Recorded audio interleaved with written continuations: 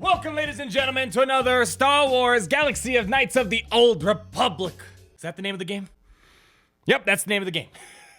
Oh, we got some spicy deets coming off the street. Never before heard news ever in this game. If you haven't heard it already, we're pretty much sniffing Darth Revan's butt.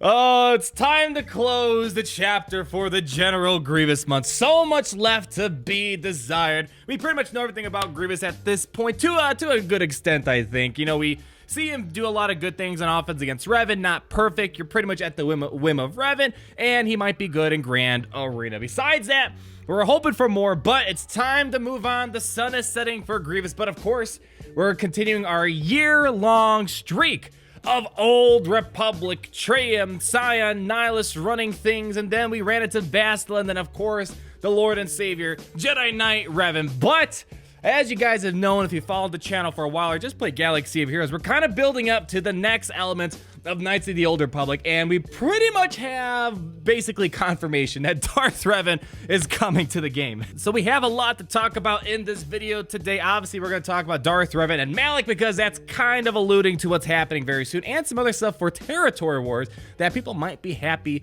to hear about. So let's move on to the first topic because that's why you guys are here. As you guys know, a couple months ago in November, characters like Bastila Shan, Fallen Bastila, they were released into the game, and once we saw that, we were like, all right, these guys are going to be needed for something. We're repeating the same recipe that was needed for Jedi Knight Revan when we saw Bastila. They come out into the game. 3 months later, they become free to play, and eventually we get a new event that comes around. But also, if you guys remember, the Jedi Knight Revan reveal, when we found out Jedi Knight Revan was coming, there was a trailer that we discovered, and in there, we talked about this many times at this point, but there's a quote from Malak talking about Revan, how he's, you know, savior, conqueror, and all this other stuff, hero, villain. And basically, they kind of already alluded to in that trailer that Darth Revan was coming to the game. So, bringing us to our modern day today, 2/27/28, whenever I might put up this video, we basically now have a teaser that for the month of March, the login reward is going to be Sith Marauder. And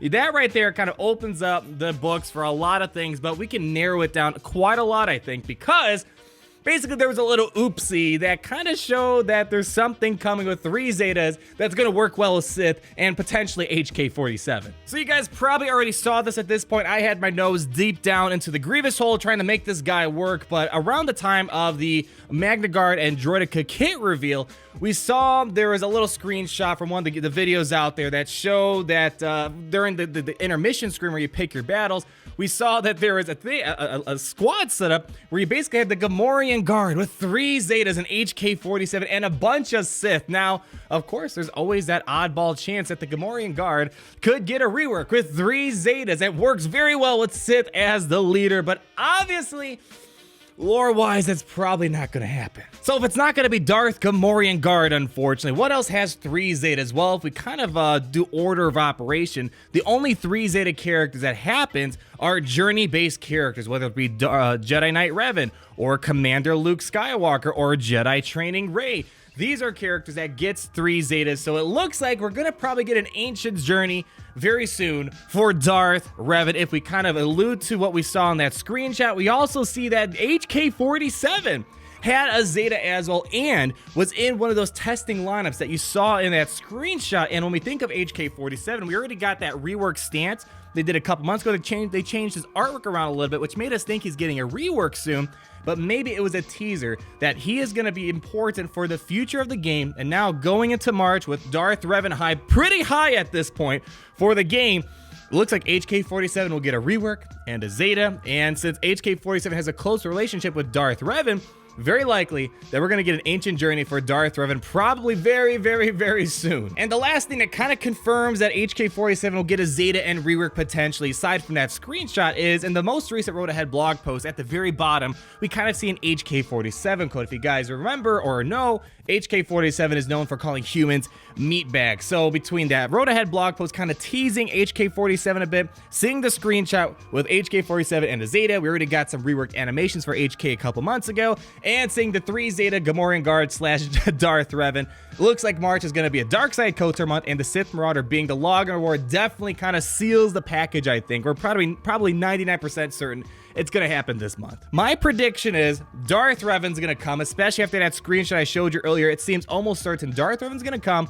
Probably going to need Bastila Shan because of her relationship to Revan. Probably Canderous, Carth Onasi, and I'm going to put this one out there. I think we also might need HK-47 as well. With those characters, maybe even Jedi Knight Revan. Jedi Knight Revan might be needed to get Darth Revan potentially. I think right there, that might be the required characters to unlock Darth Revan. So guys, if you haven't farmed it already, I mean, I didn't say anything about Juhani. I don't know if she'll be needed. You Knights of the Old Republic experts know more than me. Comment down below if you think she'd have a connection to a Darth Revan Ancient Journey event. But I think Carth, Bastila Shan, Canderous Ordo, Jedi Knight Revan, and HK-47 are the likely choices. But if you haven't farmed already, get on it now. Bastila Shan Fallen, Carth Onasi, Canderous Ordo at the minimum, and Juhani as well if you just want to play it safe. That right there might be it. And luckily with HK-47, he's a very accessible character, and you can farm him very quickly if you don't already have him to 7 stars. And seeing how long Jedi Knight Revan has been running Arena, and right now he's 88% of the meta right now, and seeing that General Grievous isn't going to be the counter to take a piece of the Jedi Knight Revan pie, most likely Darth Revan, the next Ancient Journey event with a lot of good Sith already in game, will probably start being the counter. So it's already bad enough, in my opinion, that we're already deep into a year of Knights of the Old Republic running the game, and it's going to go even longer. And now we're going to have Revan versus Revan. So you got to pick which side of the Revan field you're going to be on. And if I had to bet, the newer Revan, the newer paywall, is probably going to be a little bit better than Jedi Knight Revan. And they're probably going to counter each other in one way or another. And the last thing, if we're going to kind of go beyond what we're speculating already, the other option that could be happening potentially is that maybe we'll be getting some new ships. There's speculation that the Ebon Hawk will come because we have Carth in the game. And also because the Marauder has a ship. Maybe we'll get a Sith ship finally, the Ravager from Darth Nihilus potentially. So there's a lot of opportunities right there for Knights of the Old Republic ships. Also makes sense, Sith Marauder is a Sith, so that could be tied to Darth Revan or Malik at the minimum, or we might be getting some Knights of the Old Republic ships, or both for March. So a lot up in the air. Let me know down below, what are your thoughts? I'm guessing a huge majority of you guys are probably leaning towards Darth Revan after seeing that screenshot get circulated around, or today for the very first time. Whatever the case may be, Darth Revan is obviously a big name character in the Star Wars universe and has to be important for this game. And kind of like how people are a bit let down about Grievous, if they don't perform well for Darth Revan, the KOTOR fans would go bananas if they didn't do Darth Revan any sort of justice. So make sure you're getting on that Darth Revan grind if you want to make sure you're on top of the next meta, because let me tell you, if you weren't on the Jedi Knight Revan train the first time around, it sucked. But anyways, moving on, let's talk about some Grand Arena and Territory Wars stuff. So this is the other good things that came out today. As you guys know, Grand Arena has been great in many regards, but bad in some regards, and Territory Wars was kind of the same. People didn't like the complete bans they did on characters back in January, if I recall correctly, and they kind of addressed a lot of that stuff here. So I'm going to quickly skim through this with you guys since this is the second tier news, and then we'll kind of analyze it a little bit. So a few months ago, they talked about wanting to make Territory Wars more playful and fun, and I'm a huge advocate for the bonuses they add to territories that kind of bring dead factions to life. And as we'll see, Geonosians will be getting a bonus soon, so we'll talk about that in a moment. But obviously people did not like the bans they did on characters. Obviously people don't want their Jedi Knight Revan banned and Thrawn banned and all these other big name characters banned, so they're not going to do that again, as they state right here. But they will find other ways to encourage more alternative squad formations on the map, and they're probably going to do that by giving really strong bonuses, kind of like what we see for the clones. Clones are almost unstoppable in Territory Wars, and now we're going to see Geonosians, and here we're also seeing that there's going to be an increase in frequency of multiple events at the same time. So we're going to get more Grand Arena events. I love doing the Grand Arena streams. As you guys know, Grand Arena is kind of introducing a whole new thing to this game where it's actually fun to stream. It's the first streamable game mode, I think, for Galaxy of Heroes. So it's great they're going to increase the frequency of Grand Arena to accommodate these additional events. Starting the March 3rd, Grand Arena will stay with the current rewards, but March 17th and 24th will have updated rewards that compensate for the increased number of events. So let's get some more Zetas in there, because Zeta Crunch is hard. Maybe some more stun guns or crystals or all the above. That would really get people to want to be more participated in that type of event. And right here, probably one of the most frustrating things for some people is that they're so excited to do their Grand Arena battles, and all of a sudden it starts, you're in the attack phase, and the opponent didn't set anything. So now there's going to be an auto deploy function that they're going to add to Grand Arena. But the next thing we got to talk about is the bonuses for Territory Wars. So here, they just confirm again, Sith Marauder is going to be your daily login character for March, and we're getting some more Clone Wars Territory War bonuses, and it's cool because the Clone Wars, they have some of the weakest characters right now. The Separatist was kind of the first movement to making the Clone Wars era factions at least usable. Clone Troopers and Geonosians, they still need a lot of work, so they're getting significant bonuses. We already saw these Clone Trooper bonuses. They are absolutely bonkers for Territory Wars, but now we're getting some Geonosian stuff, and they're kind of trying to pry into the fact that Geonosians are they're a very industrious species. So we got a lot of cool things here. At the start of the battle, Geonosians gain 35% max health and 70% max protection for each other Geonosian ally. So imagine Sunfac with a ton of Geonosians. That's a durable team right there. And when a Geonosian ally uses an ability, they gain foresight for 1 turn. And also, it looks like they're going to get like a special ability called Heavy Artillery. You're going to call Heavy Artillery to destroy a target enemy and another random enemy, which can't be evaded. And if they're saying destroy, I'm guessing that means like you're annihilating them. So that's going to be an instant kill ability.